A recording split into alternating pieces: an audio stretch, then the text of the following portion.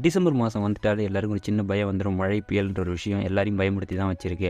ஆனால் மற்ற நாட்களில் பஞ்சு மிட்டாய் மாதிரி இருக்கிற அந்த மேகங்கள் எப்படி மழையும் புயலும் வரும்போது மட்டும் கருமையாக நம்மளை பயமுறுத்துகிற மாதிரியான ஒரு மேகக்கூட்டமாக மாறுது. This is Rudran talkies. நான் உங்கள் ருத்ரன். வாங்க அதை பற்றி டீட்டெயிலாக பார்க்கலாம்.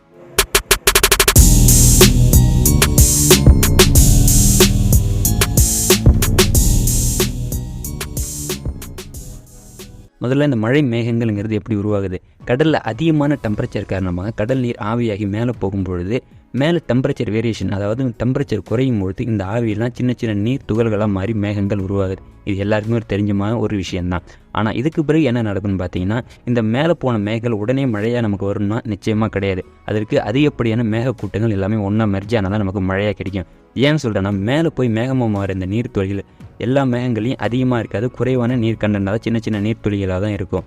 இது மேலே சூரிய கதிர் விழுறதால குறைவான நீர்த்துளிகள் இருக்கிறதால இந்த ஒளிச்சிதறல் காரணமாக இந்த சூரிய கதிர்கள் அந்த மேகத்து மேலே ஊடுருவி நமக்கு ரிஃப்ளெக்ட் ஆகி கீழே வர்றதால கீழே இருந்து நம்ம மேகத்தை பார்க்கும்பொழுது எல்லா மேகமும் ஒயிட்டாக இருக்கும். ஆனால் இந்த ஒரு ப்ராசஸ் மழை நேரத்தில் மழை மேகத்தில் நடக்காது.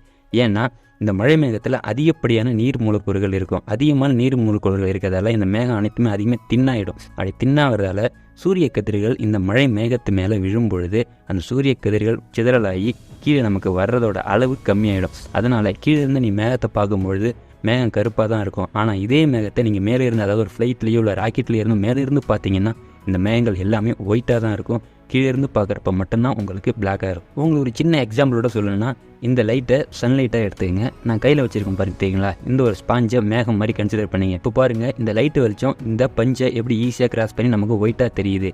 ஆனால் இப்போ மறுபடியும் பாருங்கள், இந்த பஞ்சு எப்படி நமக்கு பிளாக்காக தெரியுது. ஆனால் அதே லைட்டு வெளிச்சம் தான் படுது. இதுக்கு காரணம் என்னென்னு பார்த்தீங்கன்னா, இந்த பஞ்சு மேலே இன்னொரு பஞ்சை நான் வச்சுருக்கேன், அதோட தின் அதிகமாக வருது. ஆனால் மேலேருந்து நீங்கள் பஞ்சு பார்த்தீங்கன்னா ஒயிட்டாக தான் இருக்கும், கீழே இருந்து பார்க்க நமக்கு வந்து பிளாக்காக இருக்கும். இதே கான்செப்ட் தான் மேகத்திலையும் நடக்குது.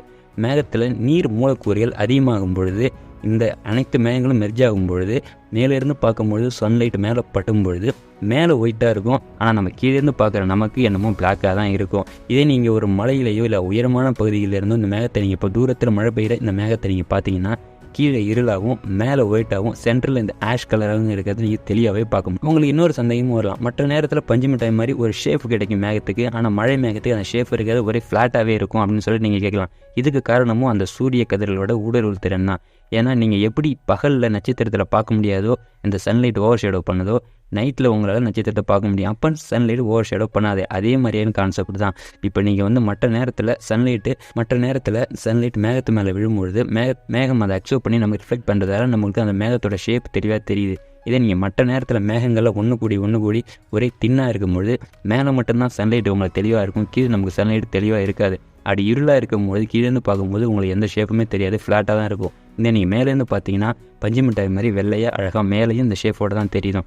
இதுக்கு காரணம் என்னென்னு பார்த்தீங்கன்னா, நீர் மூலக்கூறுகளோட அளவு அதிகமாக வரதால தான் இந்த மழை மேகங்கள் மேலே சூரிய கதிர் படுறதால அந்த கதிர்கள் திருப்பி ரிஃப்ளெக்ட் ஆகி நமக்கு வராமல் இருக்கிறதால தான் நமக்கு இந்த மழை மேகங்கள் மழை நேரத்தில் இருளாகவே காட்சி அளிக்குது. நமக்கு ஒரு சின்ன பயத்தையும் கொடுக்குது.